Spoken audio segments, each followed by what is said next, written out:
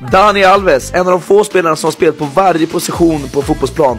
Han har varit målvakt, han har varit striker, han har varit överallt. Ja, här var målet för PSG för några år sedan. Det är klart vi ska ha en svensk på den här listan. Pontus Jansson för Leeds stod i mål för några år sedan. De två sista, Sergio Rie för landslaget. Kyle Walker, den är jättekänd. Han stod i mål efter att Ederson blev utvisad. Vilken är eran favorit? Alltså, Oli G. Ja, jag tror han är min favorit i alla fall. Skriv i kommentarerna. Och glöm inte att följa Sporttouchen.